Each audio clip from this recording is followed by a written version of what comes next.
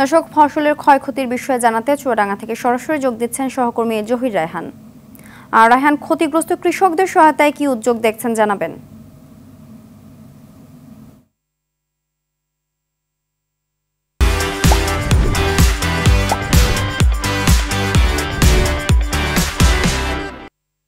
Cynthia, আপনি সংবাদে দর্শকদের যেমনটি জানাচ্ছিলেন, আসলে টানা যে 4 দিনের বৃষ্টি সাথে দমকা হওয়ার কারণে কিন্তু চুয়াডাঙ্গার যে ফসলের মাঠের যে চিত্র সেটা কিন্তু পাল্টে গেছে এই 4 দিনেই।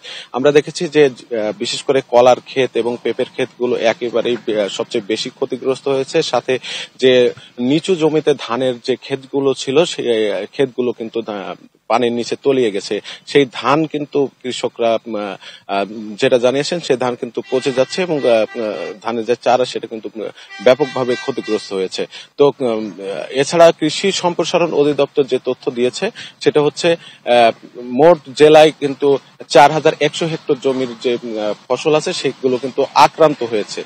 আর এর ভিতরে 2020 হেক্টর জমির আমন ধানই রয়েছে, 225 হেক্টর জমির পেঁপে রয়েছে, 450 হেক্টর জমির মাসকলাই রয়েছে, 75 হেক্টর জমির কলা রয়েছে। এছাড়া অন্যান্য যে গ্রীষ্মকালীন সবজি আছে সেগুলো রয়েছে।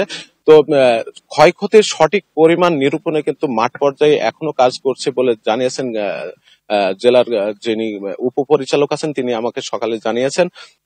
আজকের ভিতরে হয়তো তারা যে সঠিক ক্ষয়ক্ষতির পরিমাণ সেটা কিন্তু নিরূপণের কাজ শেষ করবেন। আর কৃষকদের একটা দাবি কৃষকরা বারবার বলছেন, সেটা হচ্ছে যারা যে ফসল উৎপাদন করতে যে খরচটা করেছেন তা কিন্তু উঠবে না বলে আশঙ্কা করছেন কৃষকরা। সেক্ষেত্রে তাদের প্রণোদনা দেওয়ার দাবি কিন্তু কৃষকরা করছেন। আর একটি দাবি করছেন যে কৃষি ঋণ তারা নিয়েছেন সেগুলো যে সুদ, সেই সুদ কিন্তু মওকুফের দাবি কৃষকরা করছেন। তো সিনথিয়া, এই ছিল চুয়াডাঙ্গা থেকে আমার কাছে সর্বশেষ। ধন্যবাদ।